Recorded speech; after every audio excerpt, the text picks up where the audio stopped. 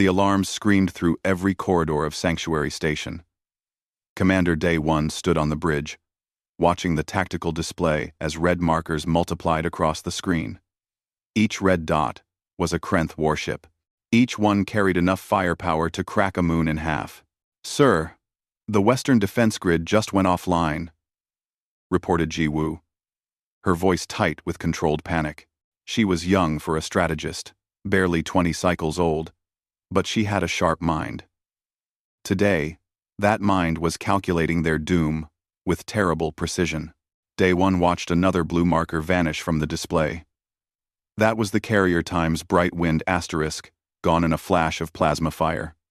3,000 souls, erased in seconds. He felt his jaw tighten but kept his face calm. The crew needed to see strength, not despair. "How many ships do we have left?" he asked. Ji Woo's fingers danced over her console. 42 combat-capable vessels, sir. Down from 200 this morning." She paused, and her next words came out softer. "Life support on the station is failing in sectors 7 through 12. We have maybe 6 hours before cascade failure." 6 hours. Day 1 had been a military commander for 30 years. He had fought pirates, negotiated peace treaties, and defended colonies from raiders. But he had never faced anything like the Krenth. The Krenth had appeared 5 years ago from the dark space beyond the outer reaches. No one knew where they came from or why they attacked. They simply arrived and started destroying everything in their path. Their ships were faster, their weapons stronger, their armor thicker. Every advantage the coalition races had built over centuries of advancement meant nothing against Krenth technology. "Sir, incoming transmission from the Times Valor's stand asterisk," called out another bridge officer. "Put it through." Day 1 ordered.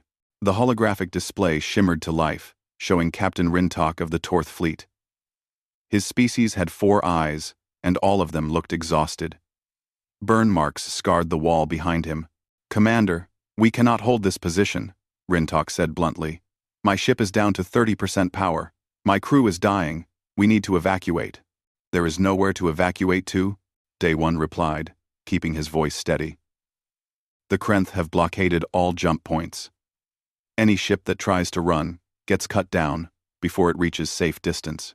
Then we die here," Rintok said. It was not a question. Perhaps. Day 1 straightened his uniform jacket, a habit he had when thinking hard. "But not yet. Keep your ship in formation. I have one more option to explore." Rintok's 4 eyes blinked in surprise. "What option?" "We have tried everything. Direct assault, defensive formations, guerrilla tactics, cyber warfare. The Krenth counter everything we do. They are simply better than us in every way." Day 1 terminated the call without answering. He turned to Ji Woo. "Bring up the database of all coalition member species." "Sir?" Ji Woo looked confused but obeyed. A list of names appeared on the screen. Valerians, Torth, Kelix, Mordani, dozens more. All the great civilizations of the galaxy, now on the edge of extinction. "Now show me species we made contact with but never invited to join," Day 1 said. The list changed. Most of the names were species too primitive for space travel, or too isolated, or too hostile. Day 1 scrolled through them slowly. His eyes stopped on one entry. "Humans," he read aloud. "Planet Earth. Initial contact made 14 years ago. Status: pre-interstellar. Tier 3 technology. Notes: unusual cultural diversity. High creativity. Pending evaluation for coalition membership." "Sir, the humans?" Ji Woo's voice carried clear doubt. "They barely have fusion power. Their fastest ships cannot even reach their own system's edge. What could they possibly do against the Krenth?" Day 1 pulled up the contact report from the first meeting with humans. It was brief, written by a survey team that had spent 3 months observing Earth from orbit. Most of it was standard observations about population, technology level, and social structures. But one paragraph caught his attention. Asterisk, Human history is marked by constant warfare among their own kind. They have fought each other with stone, metal, explosives, and atomic weapons. Despite this, or perhaps because of it, they show remarkable adaptability in combat situations. Their military tactics often involve deception, misdirection, and exploitation of enemy weaknesses rather than direct force. Recommend further study. Before integration. Asterisk. They fight differently than we do. Day 1 said quietly. Sir, with respect. They fight with primitive weapons against other primitives, Jiwoo said. The Krenth have plasma cannons that can melt our best armor. What good are human tactics? Day 1 did not answer immediately. He watched the tactical display as 2 more blue markers winked out.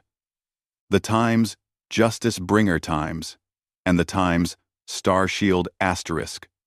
Gone. He thought about Jiwoo's words. She was right, of course. Humans had nothing that could match Krenth weapons. But they had something else.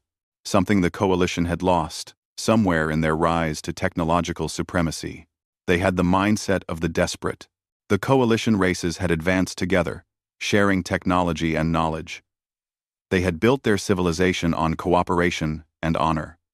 When conflicts arose, they fought with agreed-upon rules, fair battles between equals. The strong helped the weak. Warfare was regulated, almost ceremonial. The Krenth did not care about rules. They did not care about honor.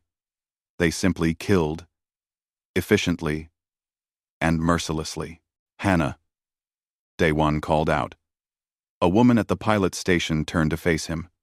She was one of his best pilots, quick-thinking and fearless. I need you to fly a mission. Sir, where? Hannah asked. Through the Krenth blockade. Day 1 said. The bridge went silent. I need you to reach Earth and bring back a human consultant. Someone who can teach us how to fight, like they do. Hannah stood up slowly. Everyone was staring at her. A flight through the Krenth blockade was suicide. Everyone knew it. But she simply nodded. I will need the fastest ship we have, she said calmly. Take the Times Shadowrunner Asterisk. It is small, fast, and has the best stealth systems we have left. Day 1 walked over to her and placed a hand on her shoulder. Hannah, I would not ask this if there was any other way. I know, sir. Hannah smiled, but it did not reach her eyes. If I do not make it, at least I die trying something new, instead of waiting here for the end. 30 minutes later, Day 1 stood in the launch bay and watched Hannah board the small scout ship.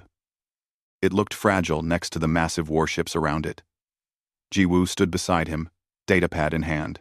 The odds of successfully navigating the blockade are approximately 3%, Jiwoo said softly. I know, Day 1 replied. Even if she makes it, the humans might refuse to help. They might not even believe her story. I know. Sir, why are you risking our best pilot for such a small chance? Day 1 watched the Times, Shadowrunner Times, lift off and angle toward the launch tunnel. Because small chances are all we have left. And because I would rather die trying something impossible than die doing nothing at all. The ship shot out into space. A tiny silver dart against the black. Immediately, Krenth fighters detected it and gave chase. Day 1 watched on his command display as Hannah jinked and weaved through plasma fire, her piloting skills saving her life moment by moment. Then she activated the jump drive and vanished in a flash of light. She made it past the first wave, Jiwoo said. Surprise in her voice. Good. Day 1 turned and headed back to the bridge. Now we buy her as much time as we can. Order all remaining ships to hold position. We are going to make the Krenth work for every meter of this station. As he walked through the damaged corridors, past wounded crew members and sparking power conduits, Day 1 allowed himself one small hope. Perhaps somewhere on that distant blue planet, there was someone who could show them how to win an unwinnable war. The Times Shadowrunner Times screamed through Earth's atmosphere like a falling star. Inside the cockpit, Hannah fought with the controls as alarms blared from every system. The ship was dying. Krenth plasma had clipped her port engine during the final jump. She had made it to Earth, but landing was going to be rough. "Come on, hold together," she muttered through gritted teeth. Her translator unit sparked and went dark. Great. Even if she survived the crash, she would not be able to talk to the humans properly. The forest below rushed up fast. Too fast. Hana pulled back on the control stick with all her strength. The ship's nose lifted slightly. Just enough.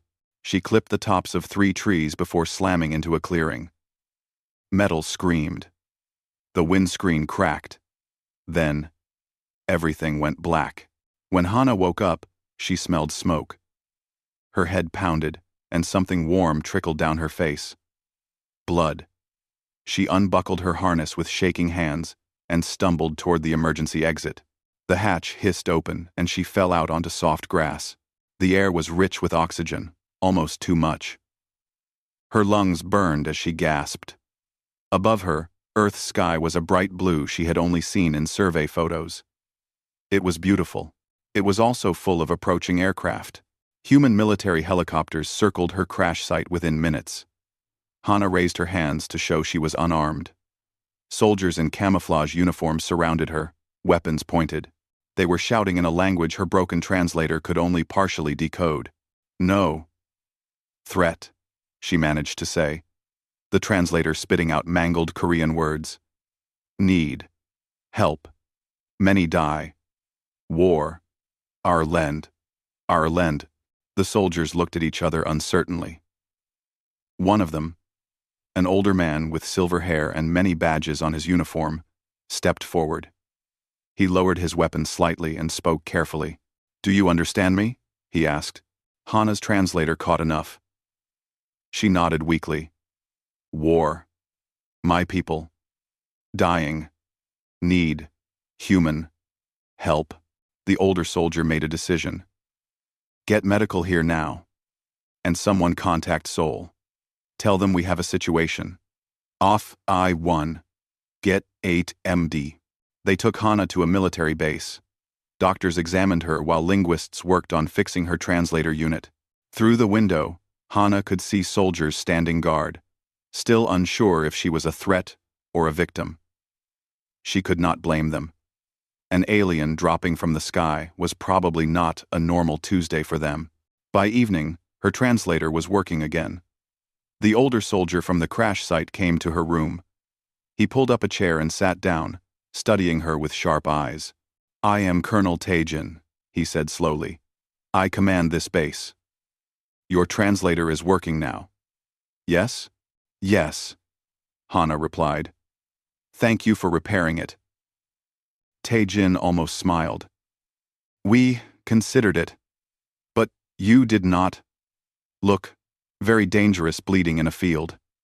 Now, why are you here? You said something about war?"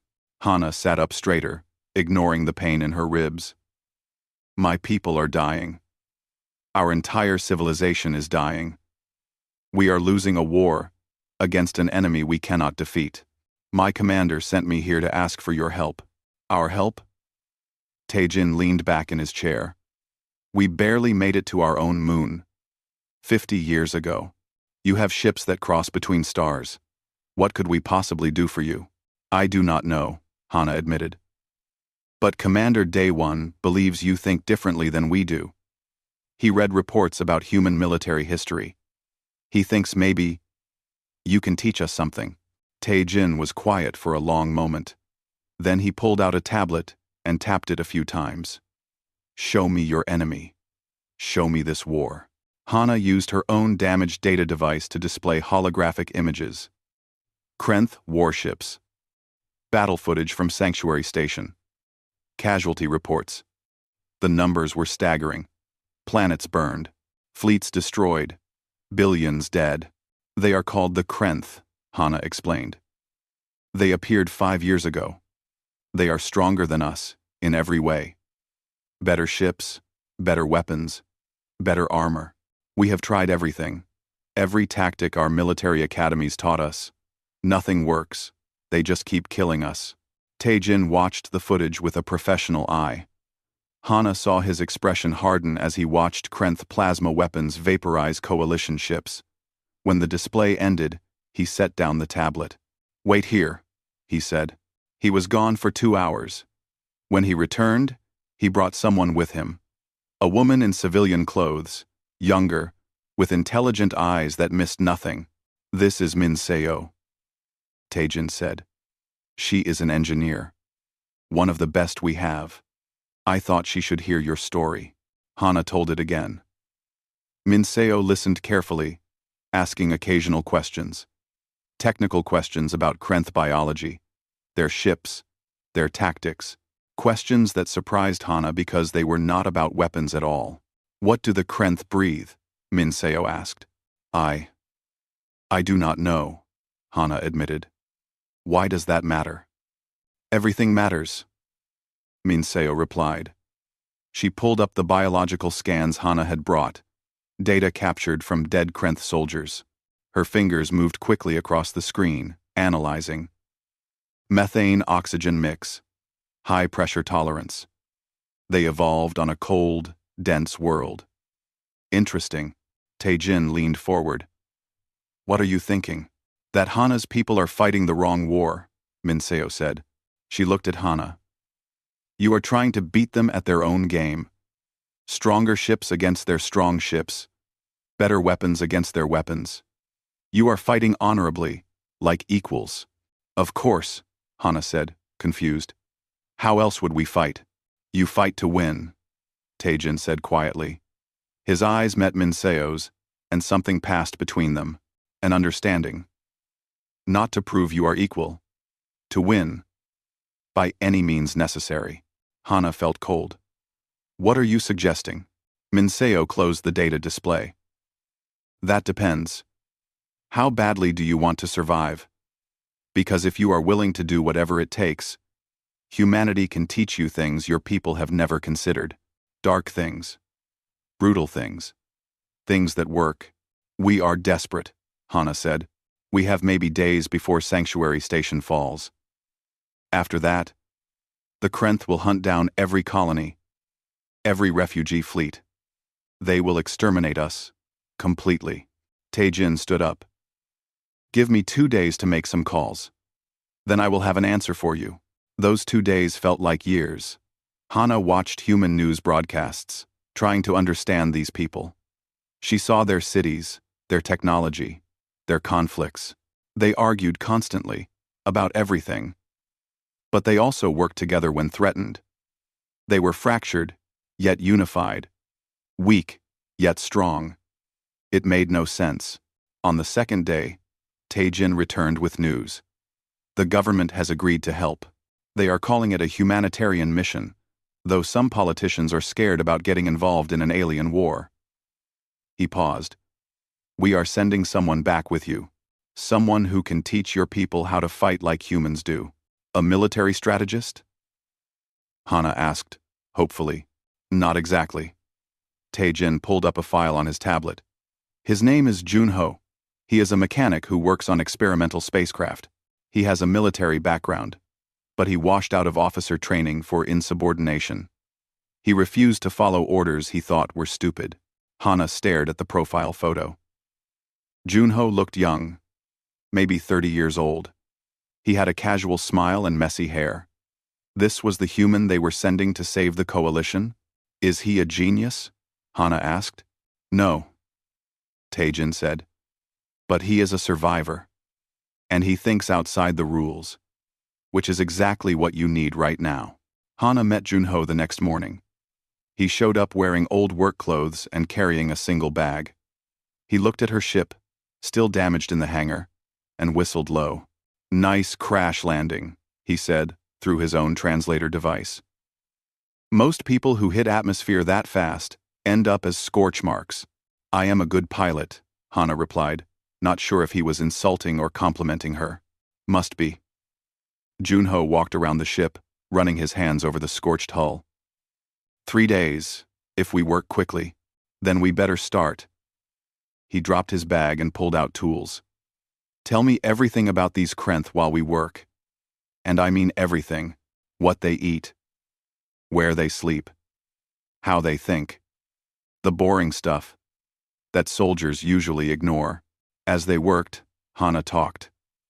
She described the Krenth's rigid military hierarchy, their cold efficiency, their complete focus on destruction. Junho listened and asked strange questions.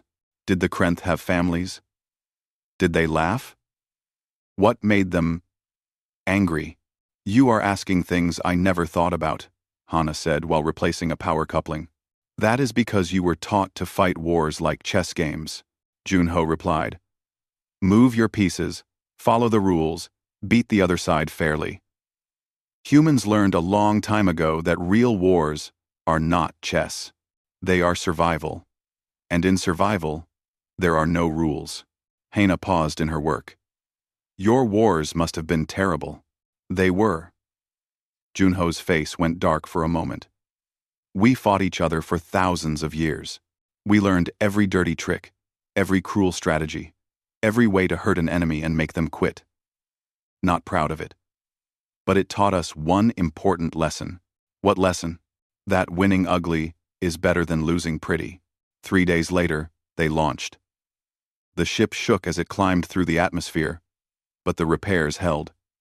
Hana plotted a jump course back to Sanctuary Station, hoping they were not already too late. Junho sat in the co-pilot seat, watching Earth disappear behind them. Last chance to turn back, Hana said. You are flying toward a war zone. You might die. Junho shrugged. We all die eventually. Might as well make it count. He turned to look at her. Your commander took a crazy risk sending you here. Let us make sure it was worth it. The ship jumped into hyperspace, carrying humanity's first soldier to an alien war. The jump back to Sanctuary Station took 5 days. When they finally dropped out of hyperspace, Hana gasped at what she saw. The station was still there, but barely. Whole sections were gone, ripped away by Krenth weapons. Debris floated everywhere. Only 16 coalition ships remained, clustered protectively around the dying station. That is what is left? Junho asked quietly. That is what is left, Hana confirmed.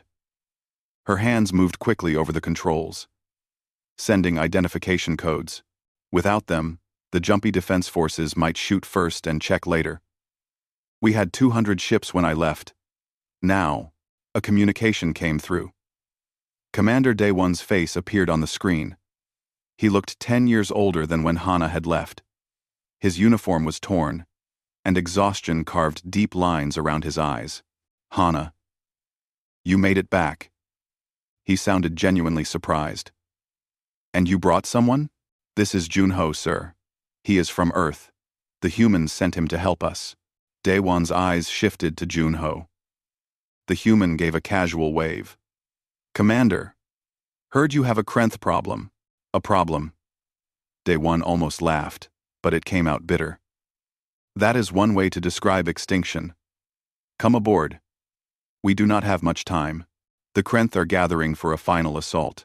They docked with the station and made their way through damaged corridors to the command center. Crew members stared at Junho as they passed. Some with curiosity, others with suspicion, a few with desperate hope. In the command center, Ji-woo was coordinating what remained of their defenses. When she saw Hana, relief flashed across her face. Then she saw Junho and frowned. Sir, this is the help Earth sent? One person? One person who might think differently than we do, Daewon said. He gestured to a holographic display showing the tactical situation. This is what we face. 300 Krenth warships, preparing to attack. We have 16 ships and a station that will collapse completely in maybe 12 hours. Junho walked around the display, studying it from all angles.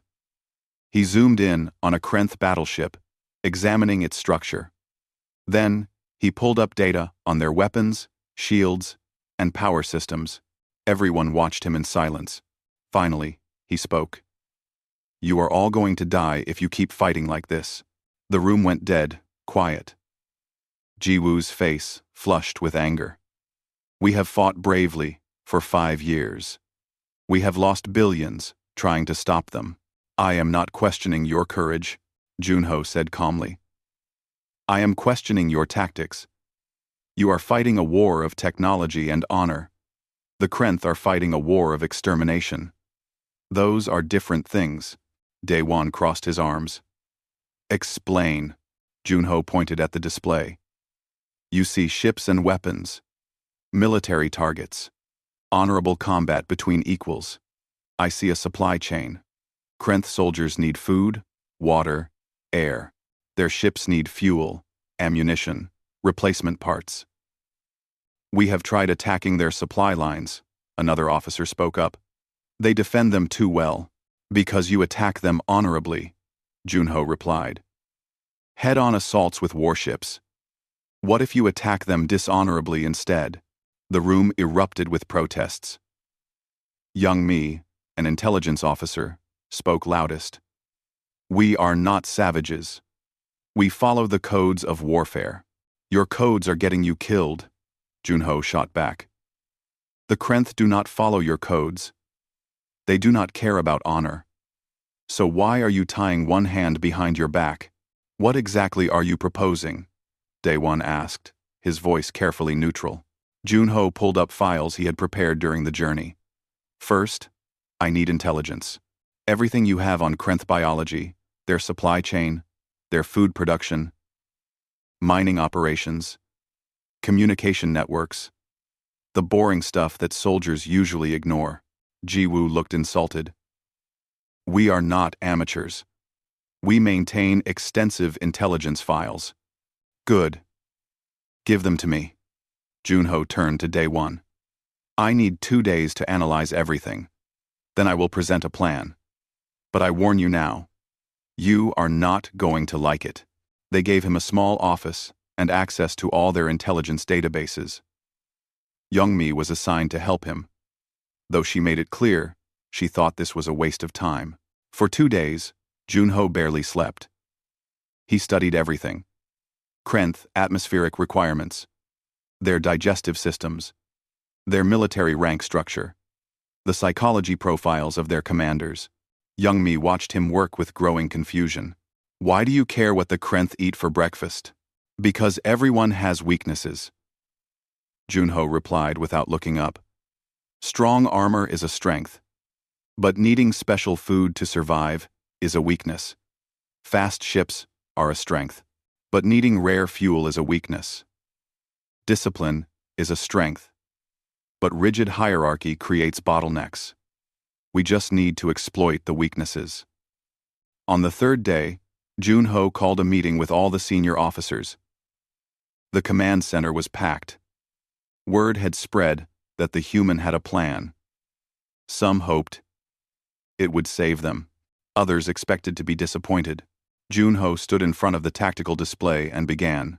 The Krenth have 3 major agricultural stations growing their food supply, he said, highlighting them on the map. They are lightly defended because no one attacks food production. That changes now. We are going to contaminate their food with biological agents. Biological weapons? Daewon said sharply. Those are banned by coalition law. Coalition law does not apply to species trying to exterminate you, Junho replied. And I am not talking about killing them. I am talking about making them sick. Respiratory problems, digestive issues, fatigue. Nothing permanent, but enough to reduce their combat effectiveness by 30 or 40%. The room exploded with arguments. Half the officers were outraged. The other half looked thoughtful but disturbed. Hyun-woo, a young fighter pilot, raised his voice above the chaos. Sir, let him finish. The room quieted. Hyun-woo looked at Junho. What else? Psychological warfare, Junho continued. The Krenth have a rigid command structure. They trust their superiors completely. We are going to create fake communications, suggesting that some Krenth commanders are traitors working with us. Plant evidence. Make them paranoid. Make them start executing their own officers. That is... Jiwoo struggled for words. That is monstrous. That is war, Junho said flatly. The real kind. Not the polite kind you have been fighting. We also stop engaging them in direct fleet battles. Instead, we mine the asteroid fields they transit. We deploy autonomous drones to harass their supply convoys. We destroy their communication relays. We make space itself their enemy. Drones? Youngmi asked. We do not have the manufacturing capacity to build thousands of drones. You do not need thousands. You need hundreds of simple ones. Your manufacturing is too focused on complex, expensive warships. Humans learned long ago that quantity has a quality all its own. Simple drones can be mass-produced in days. Each one carries a small, explosive, or an EMP device. They do not need to destroy Krenth ships, just damage them. Death by 1,000 cuts. Daewon stared at the tactical display for a long time. His officers watched him, waiting. Finally, he spoke. This plan violates almost every code of military honor we hold sacred. Yes, sir, it does, Junho agreed. It makes us no better than the Krenth. No, sir, it does not. The Krenth exterminate civilians. They destroy planets. They kill for no reason except hatred. We would be fighting to survive. There is a difference. Daewon looked around the room at his officers. At Jiwoo, who looked torn. At Youngmi, who looked disgusted. At Hyunwoo, who looked grimly determined. At the dozens of others who had served loyally through 5 years of losing. If we do this, Daewon said slowly, there is no going back. The coalition we knew, the civilization we built on cooperation and honor, will be changed forever. Sir, Hyunwoo spoke up, civilizations only matter if people are alive to be part of them. Dead honor does not rebuild worlds. Daewon closed his eyes briefly. When he opened them, his decision was made. We do it, all of it. He turned to his staff. Ji-woo. Coordinate with Junho on the biological agents. Young-mi, work with him on the psychological operations, even if you hate it. Hyun-woo, you will lead the first strike mission. Manufacturing division, start producing simple autonomous drones immediately. Use whatever materials we have left. Officers scattered to their tasks, some enthusiastic, some reluctant. Junho started to leave, but Daewon called him back. Human, the commander said quietly. If this plan fails, we die. If it succeeds, we become something we never wanted to be. I am not sure which outcome is worse. Commander, my people had this same debate thousands of times throughout our history, Junho said. We decided that survival is not negotiable. Everything else can be fixed later, if you are still alive to fix it. Is that what humans believe? That survival justifies anything? No, sir. But survival justifies more than extinction does. Over the next week, Sanctuary Station transformed into something new. Manufacturing bays that once built elegant warships now churned out ugly, simple drones. Medical facilities that once healed wounded soldiers now synthesized biological agents. Communication specialists, who once sent diplomatic messages, now crafted elaborate lies. The first strike force assembled in the launch bay.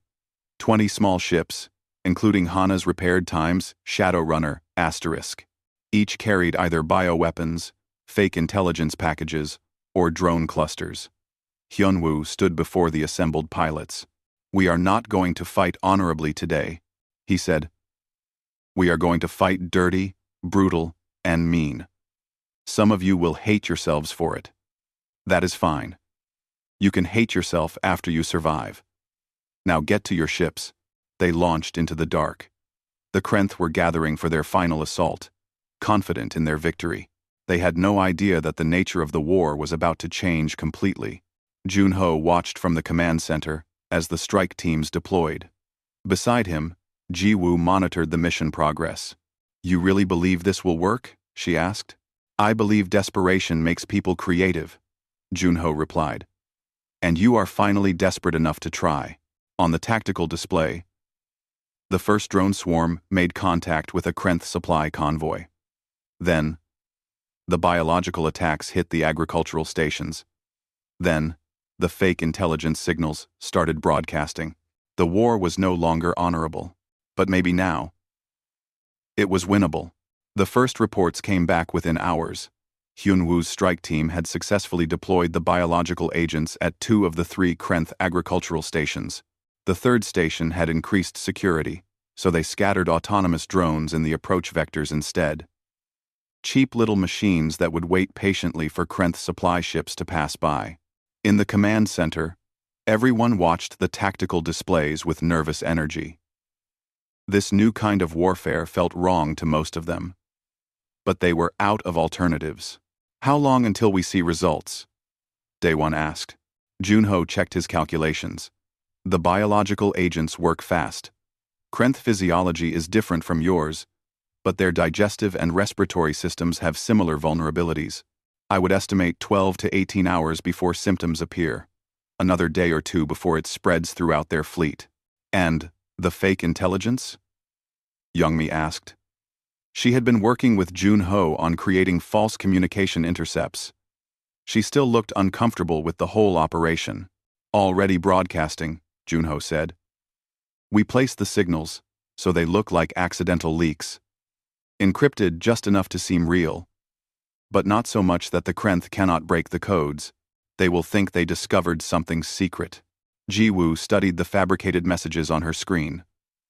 They were masterfully crafted. False reports suggesting that Admiral Croth, one of the senior Krenth commanders, was secretly negotiating with coalition forces. Fake supply manifests showing unusual transfers to his flagship. Audio files that sounded authentic but were completely manufactured. If I did not know this was fake, I would believe it, she admitted. That is the point, Junho replied. Paranoia is a weapon. Make them doubt their own people, and they will tear themselves apart from the inside. The waiting was hard. Coalition forces continued their defensive positions, trying to look weak and defeated. The Krenth fleet gathered strength, preparing for what they thought would be an easy final battle. They had no idea something was already spreading through their ranks. Day 2 brought the first confirmation. A Krenth supply ship tried to dock with their main fleet and was turned away. Communications intercepts suggested quarantine protocols. Youngmi translated the Krenth military chatter. They are reporting respiratory issues on 3 ships. They think it might be a maintenance problem with air filtration systems. She looked up from her console. They have no idea it is an attack. Good, Junho said. The best attacks are the ones the enemy does not recognize as attacks. They will waste time investigating technical failures instead of medical warfare. By day 3, the situation in the Krenth fleet was deteriorating fast. More ships reported sick crew members. Their medical facilities were overwhelmed. Commanders were arguing about what was causing the problem. Some suspected sabotage. Others insisted it was just bad luck with environmental systems. And then the false intelligence started taking effect. A Krenth frigate captain reported Admiral Croth's flagship to high command, citing suspicious behavior. The admiral was called in for questioning. He denied everything, of course, because there was nothing to deny. But the seed of doubt was planted. When the admiral returned to his ship, another fake transmission was broadcast. This one suggested he had been secretly cleared by traitors in high command. More ships began watching each other suspiciously. Trust was breaking down. Sun Hee, a Korean biochemist who had been brought up from Earth to help with the second phase, arrived on Sanctuary Station. She was brilliant and ruthless in equal measure. Junho introduced her to the coalition scientists. The biological agents are working better than expected, she reported. But the Krenth will eventually develop countermeasures. We need to stay ahead of them. I have designed a second wave of agents targeting their electronics instead of their bodies. She displayed her work on the holographic projector. Nanoscale particles that would corrode specific metals used in Krenth circuitry. They were too small to filter out easily and would spread through their ships like invisible rust. How do we deploy them? Daewon asked. Through their own ventilation systems, Sun Hee replied. We get the particles into just 1 or 2 ships, and they will spread them to others every time they dock or transfer crew. It will be weeks before they figure out what is happening. Jiwoo looked at the data with professional admiration. This is elegant. Terrible. But elegant.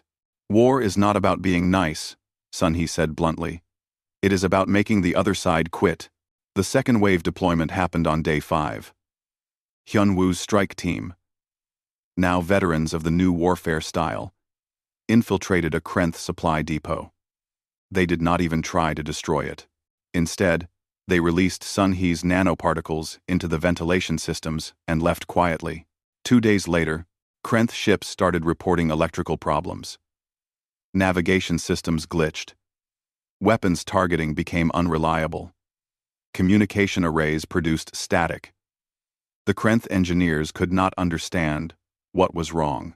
Their diagnostics showed everything working fine, right up until the moment systems failed. By day 8, the Krenth fleet was in chaos. 30% of their ships reported sick crews. 60% had some kind of electrical malfunction.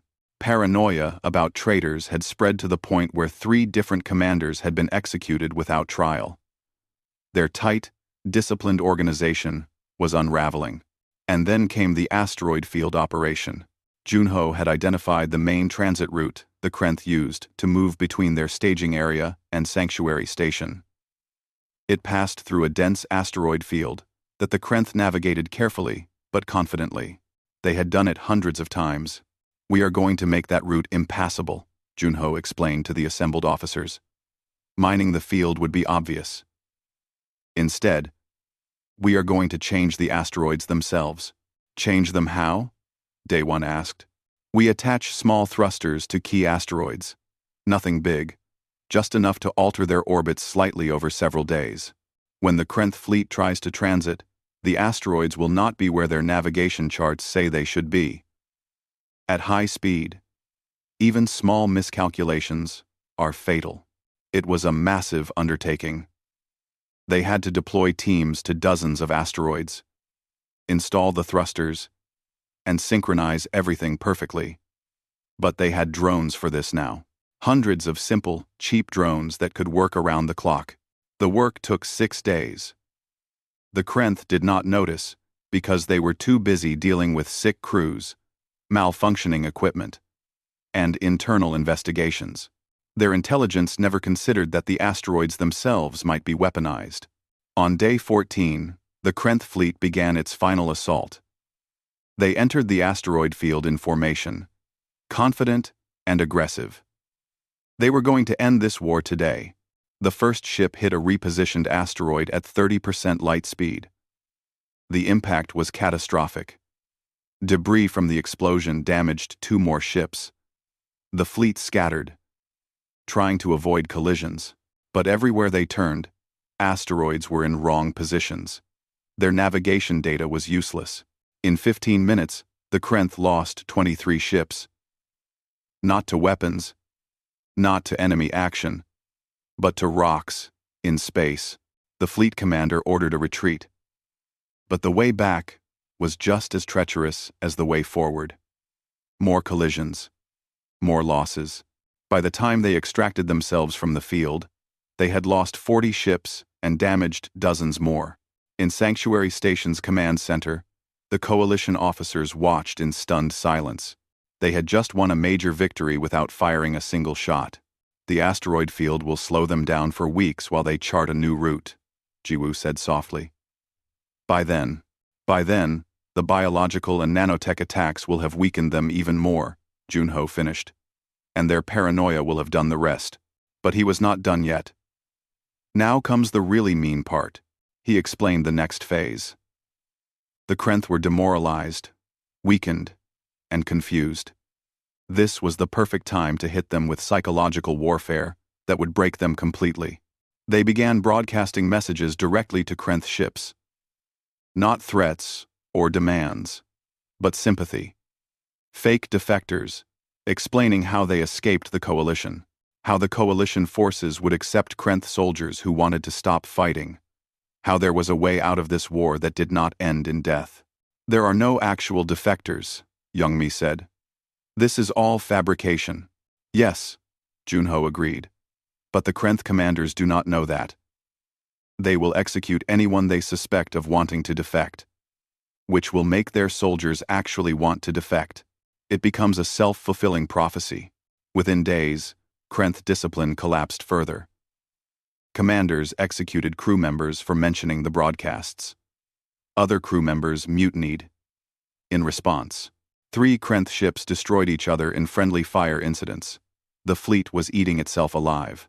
Day 1 called a meeting with his senior staff.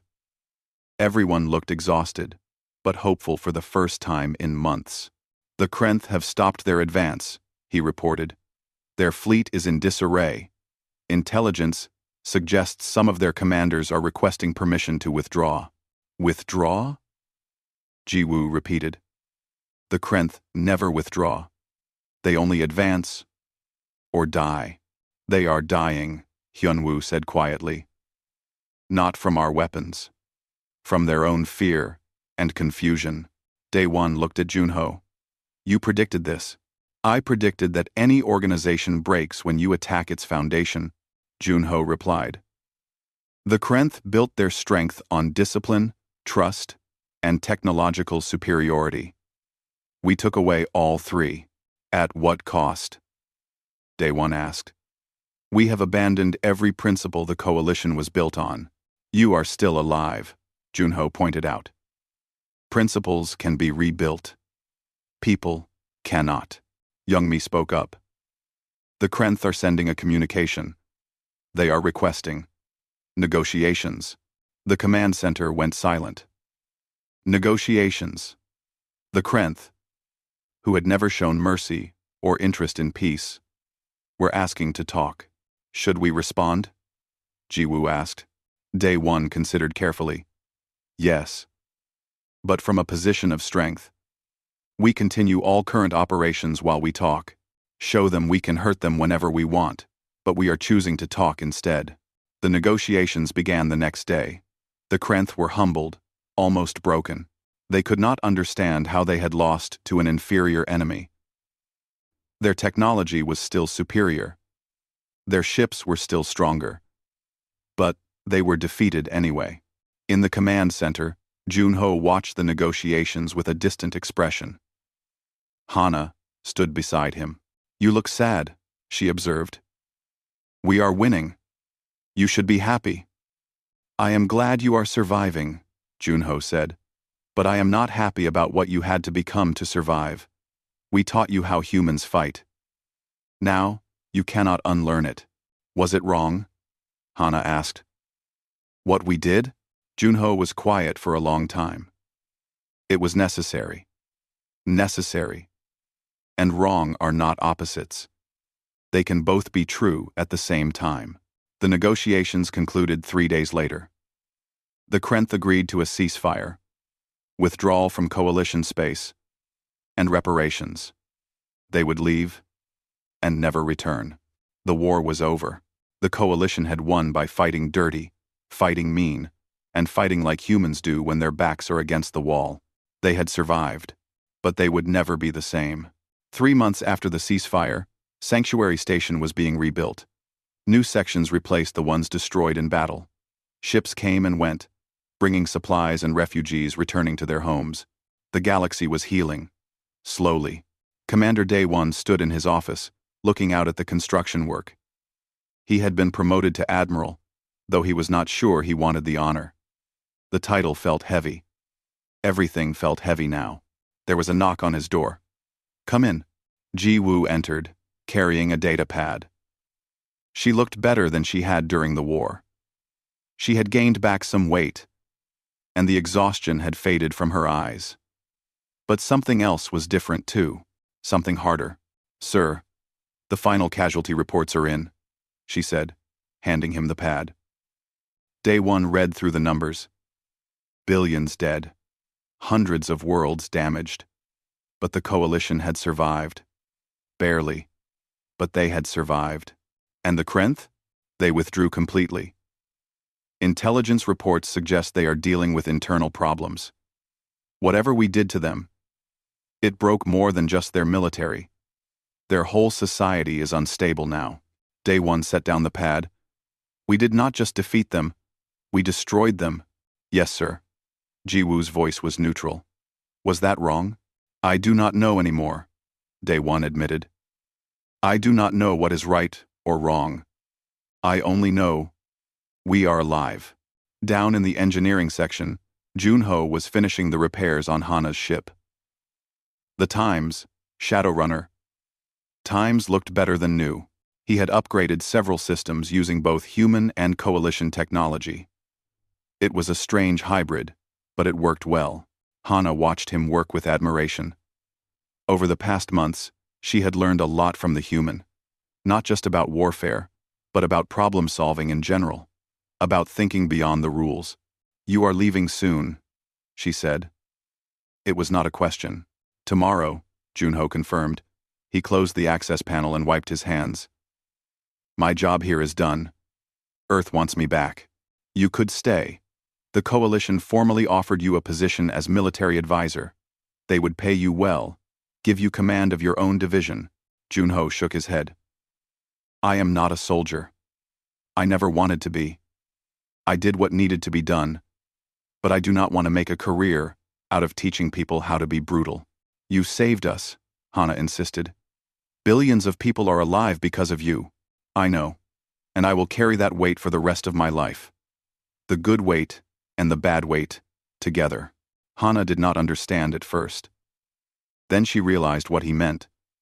Junho had saved lives by teaching them to take lives more efficiently. He was a hero who felt like a villain. It made her sad. What will you do on Earth?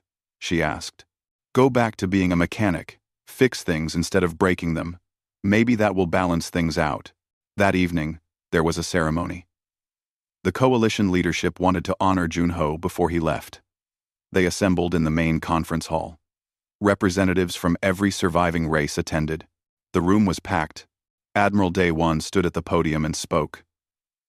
We are here to honor the human Junho, who showed us a new way to fight when we had given up hope. He taught us that survival requires more than honor. It requires the will to do whatever is necessary. There was applause, but it sounded uncertain. Some people in the audience looked grateful. Others looked uncomfortable. Everyone understood that Junho had saved them by making them compromise everything they believed in. Youngmi stepped forward to present a medal. She had worked closely with Junho on the psychological warfare operations. She had hated him at first. Now, she did not know what she felt. For exceptional service to the coalition in our darkest hour, she said formally, pinning the medal to his chest. Then, more quietly, thank you. And I am sorry. Sorry for what? Junho asked. For needing you. After the ceremony, Junho found a quiet balcony overlooking the station's main concourse. He stood alone, watching the crowds below. People, laughing, talking, living, because he had shown their military how to fight dirty. Daewon found him there. The admiral looked old, despite his relatively young age. War did that. To people. You do not seem happy, Daewon observed. I am not, Junho admitted. I am glad you survived, but I am not happy about the cost. The cost we paid, or the cost you paid. Both. Junho turned to face the admiral. You asked me once if survival justifies anything. I told you it justifies more than extinction does. I still believe that, but it does not make me happy. Daewon was quiet for a moment. Before this war, the coalition was built on ideals. Cooperation, honor, mutual respect. We believed civilizations should advance together, help each other, fight fairly. Those ideals felt important. They were important, Junho said, but they almost got us killed. Your humans learned something we never did. That sometimes, ideals must bend to reality. My humans also learned that bending ideals too far breaks you in different ways, Junho replied.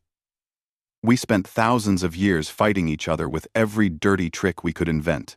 It kept us alive, but it also made us cruel. We are still trying to outgrow that cruelty. What should we do? Daewon asked. Go back to our old ways? Or embrace the brutal efficiency you taught us? Neither, Junho said firmly. Find a balance. Keep your ideals. But understand when you need to set them aside. And always, always remember that just because something is necessary does not make it good. The next morning, Junho prepared to leave. His ship was loaded and ready. A small crowd gathered to see him off. Hana, Jiwoo, Youngmi, Hyunwoo, and others who had worked with him. Hana stepped forward. Will we see you again? Maybe, Junho said. If you need help. But I hope you do not need help. I hope you rebuild your civilization into something better than what you lost. We are setting up an exchange program with Earth, Jiwoo said. Cultural and scientific cooperation. Min Seo is coming up next month to teach coalition engineers about human manufacturing techniques. Good. Trade knowledge, not just tactics. Learn from each other. That is what the coalition was supposed to be about. Right? He started toward his ship, but Day One called out. Junho. One last question. The human turned back. Your people fought each other for thousands of years. How did you finally stop? Junho thought carefully before answering. We did not stop because we wanted to. We stopped because we had to. We created weapons so terrible that using them would destroy everyone. Fear forced us to find other ways to solve problems. It was not noble. It was not idealistic. It was just survival recognizing its limits. So fear saved you? Fear made us pause. What saved us was deciding to build something better during that pause. He smiled slightly. You have your pause now. The Krenth are gone. The war is over. What you build next is up to you. Junho boarded his ship and launched. The coalition officers watched until it disappeared into jump space. He was right. Youngmi said quietly. We are not the same civilization we were before. We can never go back to pure honor and cooperation. We know too much now. Then we build something new. Daewon decided. Something that remembers ideals, but understands reality. Something that fights fair when possible, and fights dirty when necessary. We call it the New Coalition Code. Over the following months, the coalition leadership drafted new military doctrines. They kept the old rules for conflicts between coalition members, but they added new sections for dealing with existential threats, rules that could be suspended, tactics that could be used, lines that could be crossed when survival was at stake. Some people protested. They said it ruined what the coalition stood for. Others argued it was necessary learning from painful experience. The debate raged for years, but everyone agreed on one thing. The clause Junho had proposed was added to every military treaty and defense pact. In warfare, honor is defined by protection of innocent life, not method of engagement. Nude. Back on Earth, Junho returned to his old workshop. He fixed broken spacecraft and experimental engines. He tried not to think about the war, but the metal sat on his desk, a constant reminder. Colonel Taijin visited him one day. You look troubled. I taught an entire civilization how to fight like humans do, Junho said. I am not sure that was a good thing for the galaxy. You taught them how to survive, Taijin corrected. What they do with that knowledge is up to them. You gave them a choice between certain death and possible corruption. They chose possible corruption. That was their decision, not yours. Does that make it better? No. But it makes it theirs to live with, not yours. Taijin pulled up a chair. The coalition sent formal diplomatic requests. They want Earth to join as a full member. They are offering technology exchanges, trade agreements, cultural programs. We would advance by centuries. And what do they want in return? Military consultation. They want human advisors available if they face another existential threat. They want access to our way of thinking. Do 3. Junho laughed bitterly. They want more dirty tricks. They want survival insurance, Taijin said. Can you blame them? No, Junho admitted. I just wish survival did not require becoming monsters. It does not, Taejin said firmly. It requires knowing how to become monsters if you must, but choosing not to unless absolutely necessary. That is the difference between humans and actual monsters. We know what we are capable of, and it scares us.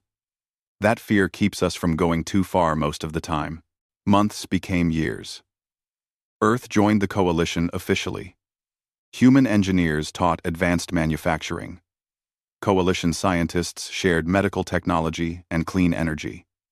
Cultural exchanges flourished. And when conflicts arose, as they inevitably did, the coalition fought with a new philosophy. Honor when possible, efficiency when necessary, and always with the protection of innocent life as the highest priority. The galaxy was not perfect, but it was alive. And sometimes, Hana would visit Earth. She and Junho would work on ships together, not talking much, just building things. Creating instead of destroying. One day, as they installed a new drive system, Hana asked, "Do you regret what you did? Teaching us to fight your way?" Junho was quiet for a long time. "I regret that it was necessary, but I do not regret that you survived. Those are different things." "Yes," Hana agreed. "They are." They worked in comfortable silence. Outside, Earth turned below them, blue and peaceful. And far away, across the galaxy, the coalition rebuilt itself. Stronger than before, wiser than before, harder than before. The Krenth had thought they had triumphed. They had thought the coalition was weak because it fought honorably. They were wrong. The coalition was not weak. It was simply waiting to learn that survival does not care about honor. It only cares about continuing to exist. And they had asked a human for help understanding that lesson.